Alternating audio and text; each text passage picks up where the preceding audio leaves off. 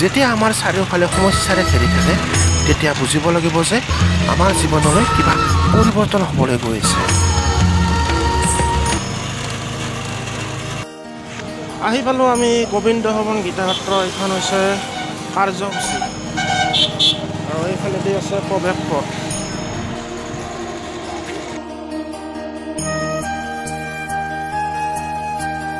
মহাপুৰুষ শ্ৰী শ্ৰী কৃষ্ণানন্দদেৱ প্ৰতিষ্ঠিত বজালী গোবিন্দ ভৱন গীতাসত্ৰ। এতিয়া আমি প্ৰৱেশ কৰিছোঁ। অস্থায়ী কাৰ্যালয় আছে ইয়াত, দান বৰঙণি দিব পাৰে ইয়াত। আৰু এইফালে মাৰ্কেটো আছে। সেইফালে মাৰ্কেটৰ ফালেও যাম। প্ৰথমতে আমি মেইন মন্দিৰৰ পৰা সেৱা কৰি আহোঁ। আৰু এইফালে ভক্তসকলে প্ৰসাদ গ্ৰহণ কৰি আছে। এইফালে প্ৰসাদ গ্ৰহণ কৰি আছে।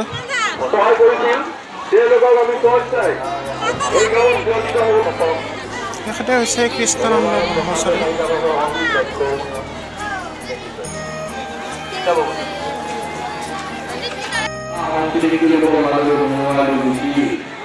এইটো হৈছে মেইন মন্দিৰ, দৰ্শন কৰক। ধূপচাকি জ্বলাই আছে।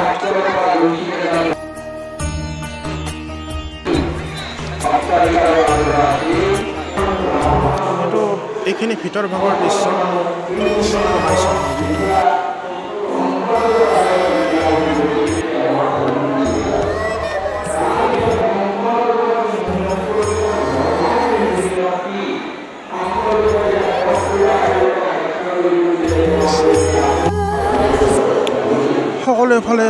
সকলোফালে আধ্যাত্মিক পৰিৱেশ বিৰাজ কৰিছে।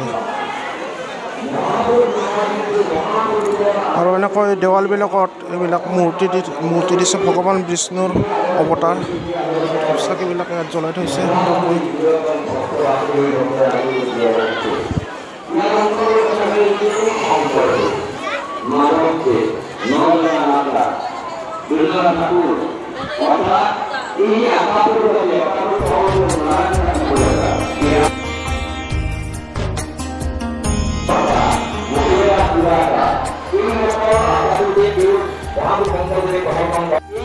আৰু ইয়াত বহুমূলীয়া ভাষণ প্ৰদান কৰি আছে।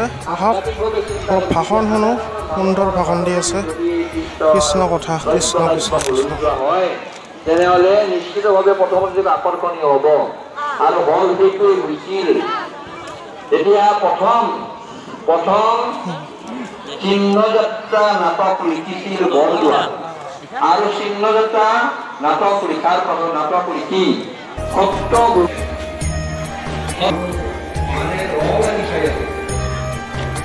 তাৰপিছত যেতিয়া মঞ্চ অভিনীত হ'ল বছৰত এবাৰকৈ হয়, 3 দিনীয়া কাৰ্যসূচী। এইফালে মাৰ্কেটখন আছে আৰু ভাত খাবলৈ যাম অলপ পিছত। খিচাৰি খুৱাই আছে এইফালে। প্ৰথমতে আমি মাৰ্কেটখন চাই আহোঁ আৰু ভাষণ প্ৰদান অনুষ্ঠানতো আমি যোগদান কৰিম শেষত।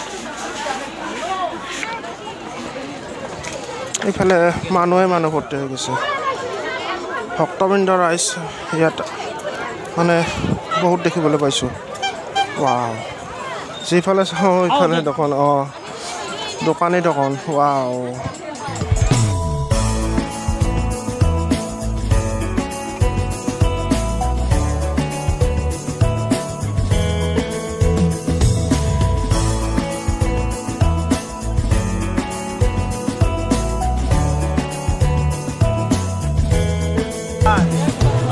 ৰাতিলৈকে থাকিব। ৰাতিলৈকে মানে প্ৰগ্ৰেম আছে। আৰু সেইফালে প্ৰসাদ বিতৰণ কৰি আছে।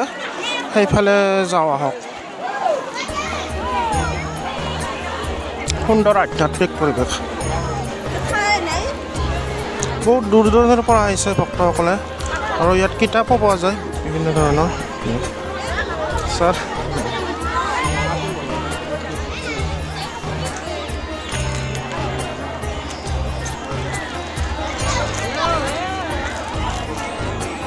বাগিচাও বনাই দিছে এইখিনি সুন্দৰকৈ।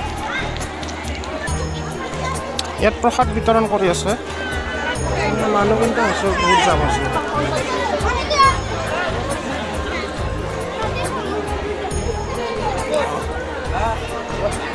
এই জাকৰি উঠিলে আমি বহিব পাৰিম।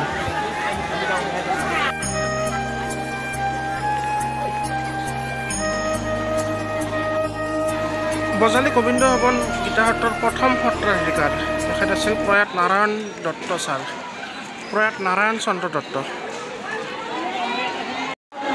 মানুহ তাৰমানে এই জাকৰি খোৱাই হোৱা নাই, মানে সকলোৱে বহিবলৈ সাজু হৈছে।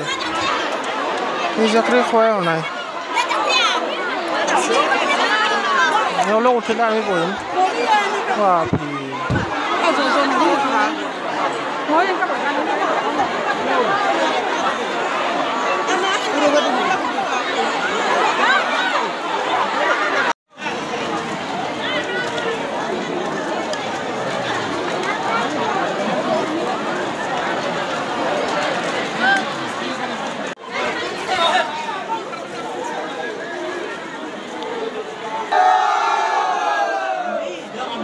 এইফালে ৰান্ধনী ঘৰ আছে।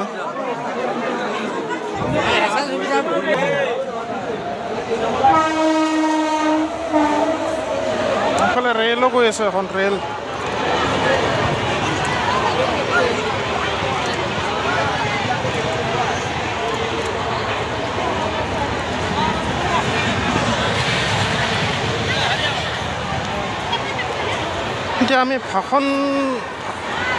এতিয়া আমি ভাষণ প্ৰদান অনুষ্ঠানলৈ যাম, আহক। সুন্দৰ হৈছে, আঞ্জাপাত সুন্দৰ হৈছে।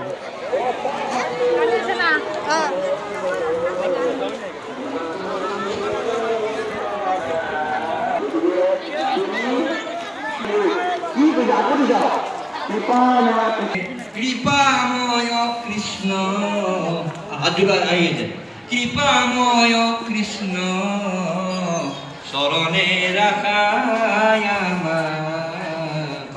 এই উপলব্ধিটো লাগিব। সেইখিনি নামঘোষত আছে, কৰিলেই নহ'ব। তাৰ উপলব্ধি যেতিয়া কৰিম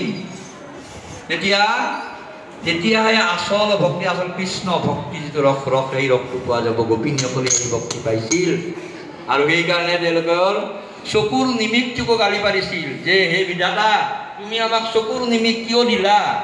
কৃষ্ণ সেইখিনি সময়ত দেখা নাপাম আমি। বান্ধৱ মাধৱ প্ৰাণ নাম ধৰি ডাক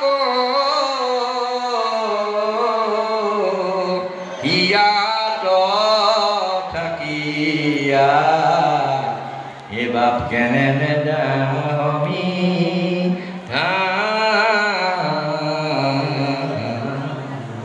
কিমান অপৰাধ, কিনো অপৰাধটোকে সেই কৃষ্ণ আছে কাৰণে, সেই আত্মা আছে কাৰণে মই আজি বাচি আছোঁ, মই কথা ক'ব পাৰিছোঁ। এই প্ৰাণ তুমি একমাত্ৰ প্ৰাণ, বান্ধৱ মাধৱ। তোমাক মই নাম ধৰি ডাকিছোঁ, তোমাক বাৰে বাৰে হে কৃষ্ণ নাম ধৰি ডাকোঁ। তুমি কিয় মোক তুমি ডাক? নাম ধৰি ডাক